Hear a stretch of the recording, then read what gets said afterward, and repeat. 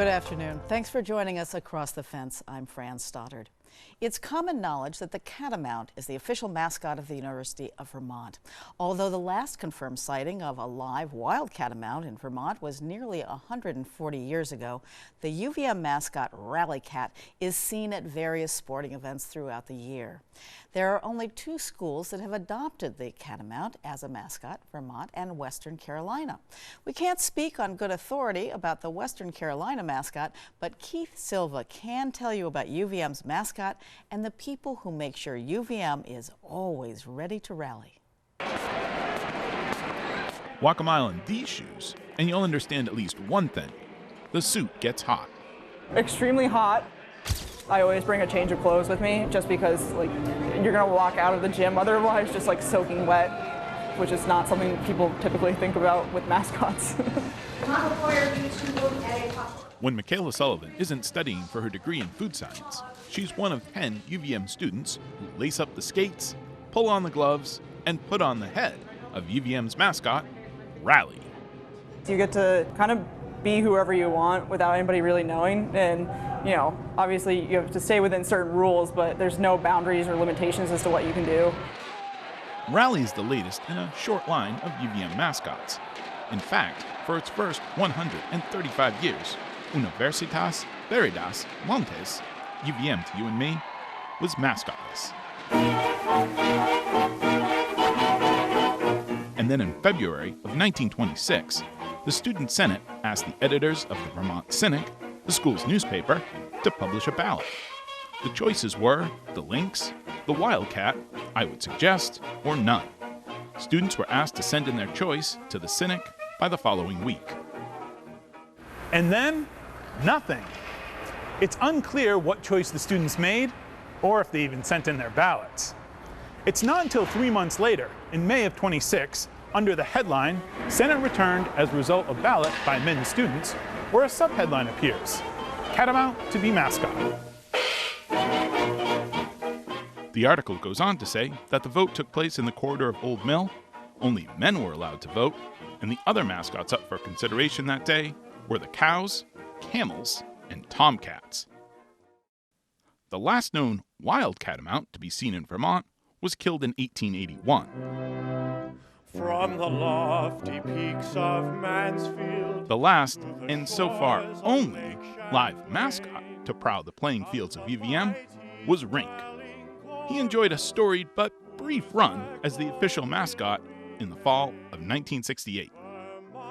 Bought by a South Burlington couple the year before, this puma cub went from 10 to 150 pounds in less than 2 years, before being shipped off in January of '69 to live out his life at Canada's Granby Zoo.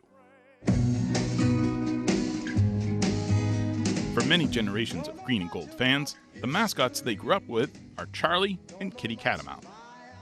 Charlie started his life as a bachelor in the 1950s until he met Kitty in the 1970s. The two tied the knot at a UVM hockey game not long after Kitty's arrival. Charlie and Kitty reigned until 2004. Now retired to the UVM Athletic Hall of Fame, it's not known if the couple followed Rink up north to live out their days. The different styles of hats and t-shirts on sale at the UVM bookstore is enough to make a mascot's head spin, or bobble. This is marketing in the modern age.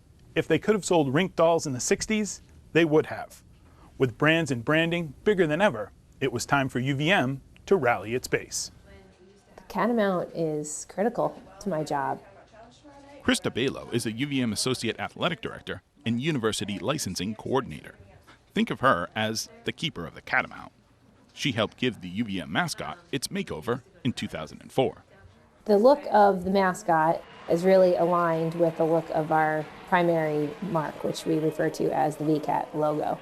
So it's really important for us to make sure that the mascot, when he is out and about in the community, that it really does tell the story of who we are as an athletic department, because he, again, is representing our entire university, not just varsity athletics. When you look at our VCAT logo, you don't necessarily see Charlie Catamount. Now you look at our VCAT logo and you see a representation of that catamount in Rally Catamount's face. which is also important. I think if you really look across the board at many Division I institutions, you'll see that there is a consistency between their brand and their logo and the mascot. As much as there was a lovableness to Charlie and Kitty, no one uses two mascots. So when the mascot makeover was ordered, two became one and Rally was born. But does he have to look so, scary? I wouldn't say scary, it's probably too strong of a word, but it just teetered that line, and for us there were certain things that we wanted to do to make sure that he still was a friendly, engaging mascot. So an example would be his teeth. The first rendering that came back, he had really sharp, jagged teeth, and we ended up asking them to please tone it down a bit, so they rounded the teeth. It's certainly a different look because Kitty and Charlie both had their mouths closed, and Rally has his mouth open, and he's much larger. There's actually padding that is in the suit to make him look a bit more muscular and strong, and that's important to us, though. We want him to look like he is a competitor.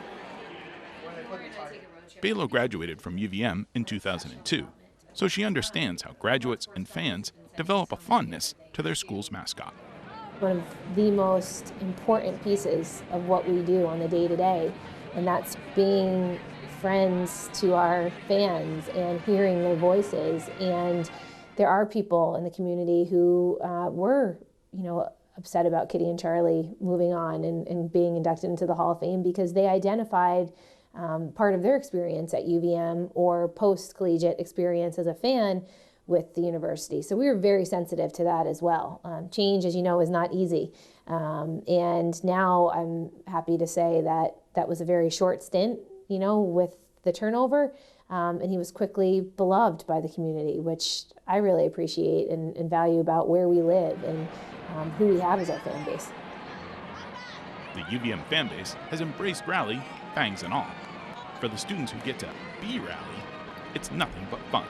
My dad, for one, brags about it all the time, that his daughter is the mascot. And so it's really cool. It's like a huge talking point if you use it in the right way, because applying to other jobs, I put it on my application sometimes just as like a little thing to add like a talking point to it.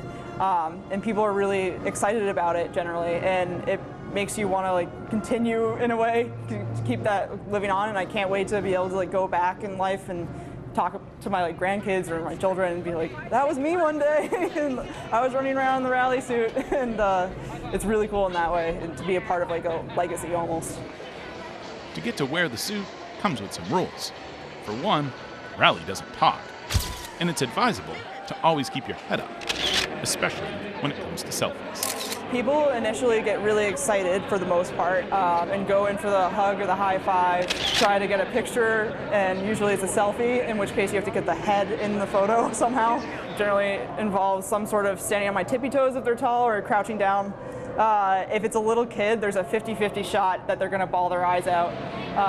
And the other chance is that they get really excited and follow me around and pull on my tail, pat me on the head if they're high enough up.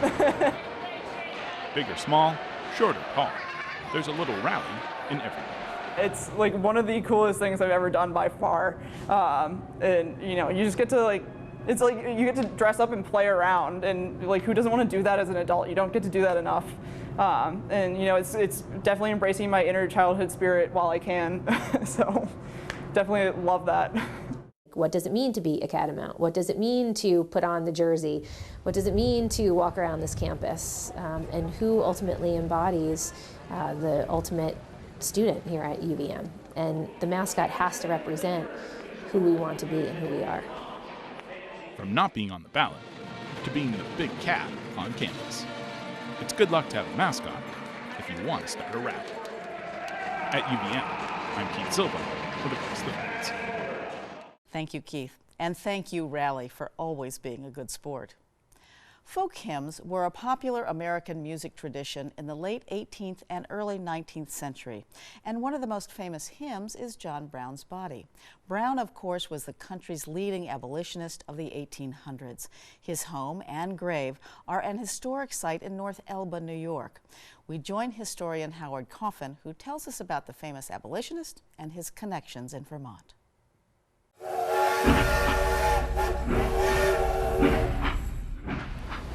On a winter day around New Year's 1857, a famous man got off the train down here at the end of Depot Street and walked up to this red brick building that used to be a hotel. He got a room there. The great abolitionist John Brown and his son Owen. Brown checked in and then went off to see Ryland Fletcher, the governor of Vermont, who lived just up the street.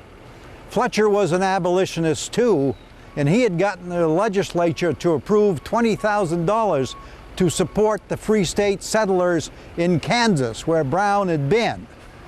John Brown at this time may already have been planning his Harper's Ferry raid. Indeed, his son Owen would be in the raid with Brown. He would survive, although Brown would lose 2 sons at Harper's Ferry. John Brown spoke here in the old Proctorsville School, which today is right across the street from the modern Cavendish Elementary School.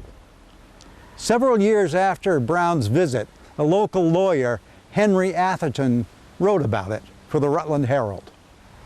As soon as it was known that John Brown was stopping in our village, all manifested a desire to see and hear the man. We thought little then how soon John Brown would be moldering in the ground, but his soul was even then at that hour marching on. Many white abolitionists would talk about dying for their cause. Only John Brown did. Thank you, Howard. And once again, thank you for joining us across the fence. I'm Fran Stoddard.